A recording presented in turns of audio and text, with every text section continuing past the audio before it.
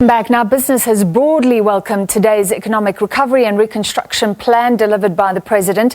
But given the glut of plans in South Africa's past, questions about whether this time the plan can be fully implemented and will it encourage the private sector to help rebuild the economy and create jobs. Bidvest CEO Bonang Mohale joining us now. Bonang, great to have you with us as always. After today's address, do you feel we face a bleaker or a brighter future as South Africa? So I think as business, we support today's reconstruction and recovery plan as articulated by the president. After today, we feel that this ANC-led government is listening because all the social partners, labor, business, government, and indeed civil society have endorsed this plan. But I think let's not kid ourselves. What South Africa is suffering from now, it's not a need of another plan, especially when you consider that this is probably at least our sixth major plan. We call it the R&R. But before that, we are still in the midst of the NDP 2030 plan that has correctly diagnosed the 9 things that are wrong with us and therefore that we need to do.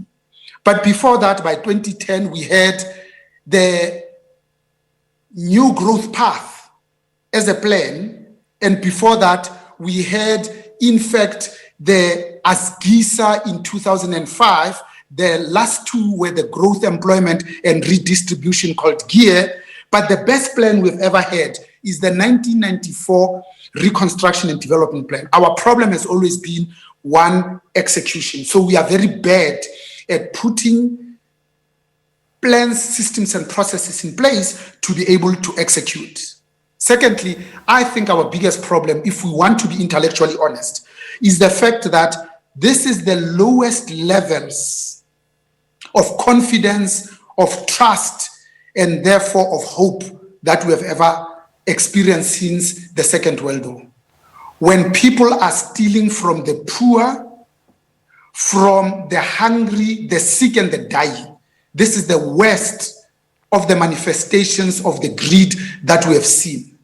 But also there's lack of service delivery. Mfulen municipality, not only do we have raw sewage pouring into the Vaal River water system, which is the water you and I are drinking, but you see it in the township called Tshepiso nearby, where houses are swimming and floating in this raw sewage. So where only 20 of the 256 municipalities have a clean audit. But now let me stop you there, please, because he did say that we are turning a corner, and specifically at the end, corruption came up strongly, and he gave a personal pledge that things will be different, and on these big infrastructure projects planned, there won't be the kind of corruption that we've seen before. And you are so right, business does not invest if it has no confidence. So how confident are you in that pledge today?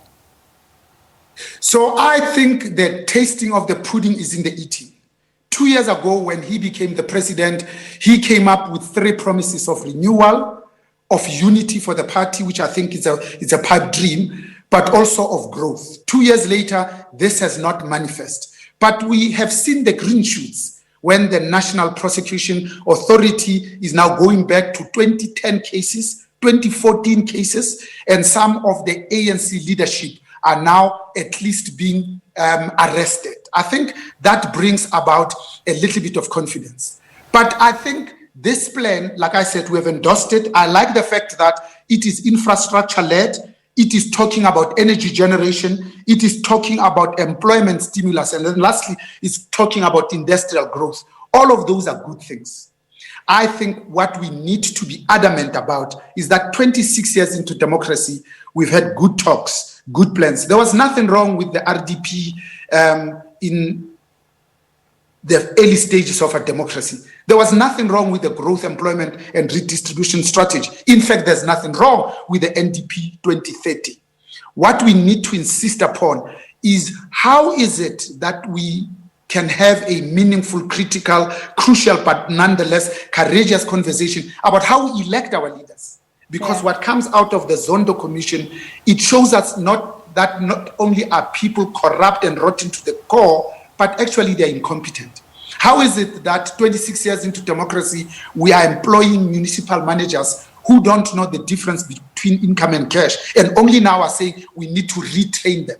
When state capture has demonstrated to us that we had good people, we have now moved them aside to bring in weekend specials like Des Van Rooyen, when good, experienced people with demonstrable track record were pushed aside.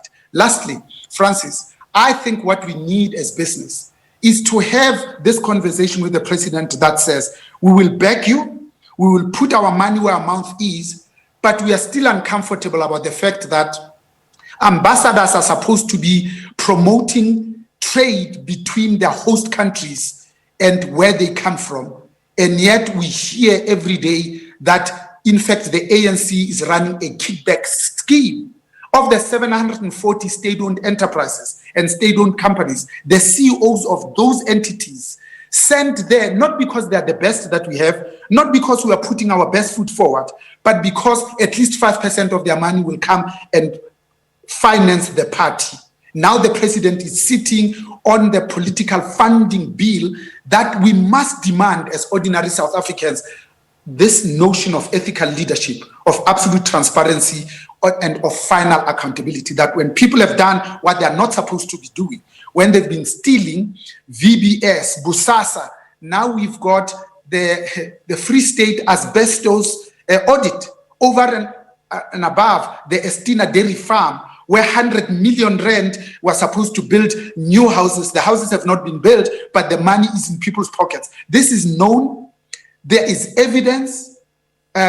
Deputy Justice Raymond Zondo, every day these things are revealed, but people are walking around using this money to wage the most unbelievable fight back campaign. In fact, the people that have stolen from us are doing it with such impunity, with such brazenness. They are using the same money to wage a fight back campaign. I think this needs to stop. So I think as business, we need only two things: regulatory certainty and policy stability. And I'm hoping that after today, it will not be more talk, but more demonstration beyond any shadow of doubt that we mean business. It was General George Patton who said great wars are won by good execution, not great plans, because good execution will save even a mediocre plan. What we have in South Africa, it's actually the opposite. We've got excellent plans. Let's leave it there on that wonderful note on implementation. And you've also outlined the issues of culture, leadership that are off the planning pages, as it were. Thank you so much, as always. That was Bidvest CEO Bonang Mohale.